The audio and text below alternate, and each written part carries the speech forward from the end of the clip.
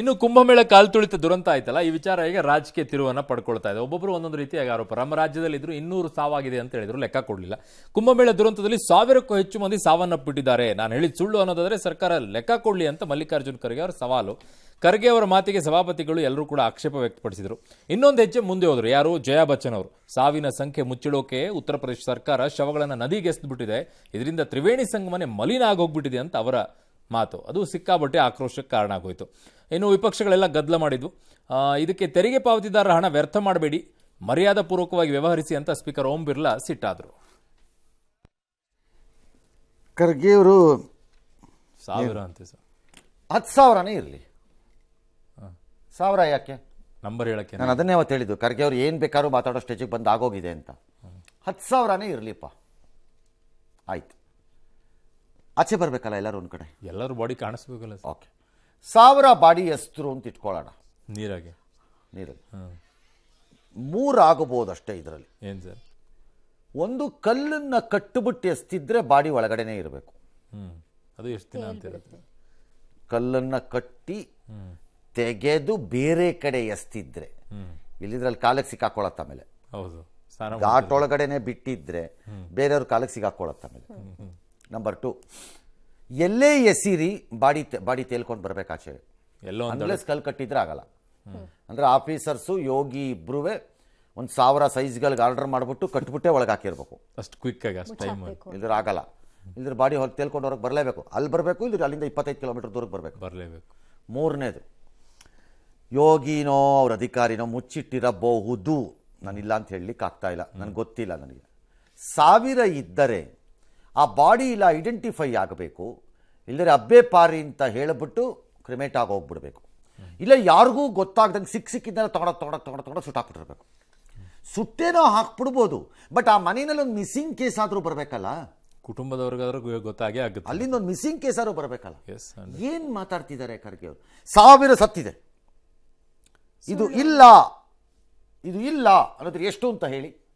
ಖರ್ಗೆ ಅವರು 500 ಕೋಟಿ ತಿಂದು ಬಿಟ್ಟಿದ್ದಾರೆ ಅಂತ ಹೇಳ್ಬಿಡೋದು. ಇಲ್ಲ ಅನ್ನೋದಾದ್ರೆ ಎಷ್ಟು? ಇಲ್ಲ ಅನ್ನೋದಾದ್ರೆ ಎಷ್ಟು ಅಂತ ಹೇಳಿ ನೋಡೋಣ ಅಂತಂದ್ರೆ ಏನಾಗತ್ತೆ? ಅವಾಗ ವಾಟ್ ವಿಲ್ ಹ್ಯಾಪನ್ ಹೇಳಿ? ಖರ್ಗೆ ಅವರಿಗೆ ಅಧಿಕಾರದಲ್ಲಿಲ್ಲ, ಹಂಗಾಗಿ ಆ ಸಮಸ್ಯೆ ಇಲ್ಲ. ಸುಮ್ಮನೆ ಸಿದ್ದರಾಮಯ್ಯನವರು ನಾಳೆ ಅಶೋಕ್ ಹೇಳ್ಬಿಡೋದು ಹೌಸಲ್ಲಿ, ನೀವು 1000 ಕೋಟಿ ತಿಂದಿದ್ದೀರಿ.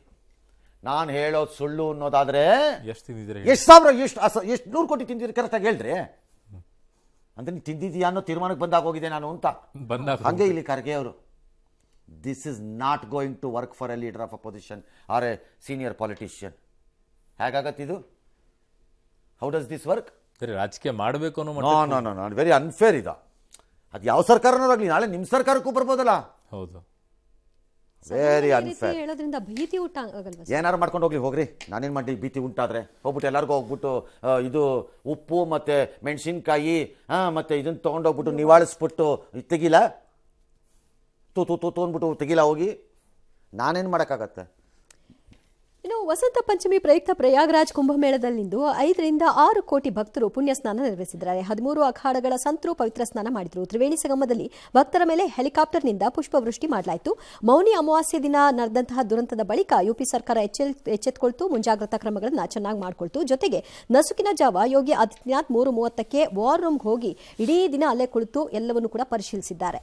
3000ಕ್ಕೂ ಹೆಚ್ಚು ಸಿಸಿ ಕ್ಯಾಮೆರಾಗಳ ಮೂಲಕ ಎಲ್ಲಾ ಘಾಟ್ಗಳಲ್ಲಿ ಹದ್ದಿನ ಗಣನ ಇಡಲಾಗಿದೆ. ಈವರೆಗೂ 38 ಕೋಟಿಗೂ ಹೆಚ್ಚು ಭಕ್ತರು ಪುಣ್ಯ ಸ್ನಾನ ಮಾಡಿದ್ದಾರೆ. ಸೊ ಅವತ್ತು ಓವರ್ ಕಾನ್ಫಿಡೆನ್ಸ್ ಅಲ್ಲಿ ಇದ್ರು ಅನ್ಸುತ್ತೆ, ಈಗ ಮತ್ತೆ ಅದಕ್ಕೆ ಫುಲ್ ಆಕ್ಟಿವ್ ಆಗಿ. ಓವರು ಇಲ್ಲ, ಅಂಡರು ಇಲ್ಲ, ಊಪರು ಇಲ್ಲ, ನೀಚೆನೂ ಇಲ್ಲ, ಯಾವುದೂ ಇಲ್ಲ. ಅವತ್ತು ಆ ಕ್ಷಣಕ್ಕೆ ಆ ಎಲ್ಲವೂ ಕೂಡಿ ಬಂದು ಅದೊಂದು ಆಗೋಗಿರುತ್ತೆ. ಈಗ ಇನ್ನೊಂದು ಸರಿ ಆಗಬಾರ್ದು ಅಂತ ಯಾರು ಬರ್ಕೊಡ್ತೀರಾ? ಅಲ್ಲಿರೋ ಟ್ರಾನ್ಸ್ಪೋರ್ಟ್ ಮಿನಿಸ್ಟ್ರು ಕರ್ನಾಟಕದಲ್ಲಿ ಆಕ್ಸಿಡೆಂಟ್ ಆಗಲ್ಲ ಅಂತ ಏನಾರು ಬರ್ಕೊಡ್ತೀರಾ? ರಾಜಕಾರಣಿಗಳು ಅಥವಾ ಅಧಿಕಾರದಲ್ಲಿರುವವರು, ಅಧಿಕಾರಿಗಳು ಹಾಗೂ ಅಧಿಕಾರದಲ್ಲಿರುವ ರಾಜಕಾರಣಿಗಳು ನಾಳೆಯಿಂದ ನನ್ನ ರಾಜ್ಯದಲ್ಲಿ ಯಾರೂ ದುಡ್ಡನ್ನು ತಿನ್ನುವುದಿಲ್ಲ ಅಂತ ಬರ್ಕೊಡ್ತೀರಾ? ಇದು ಹಾಗೆ.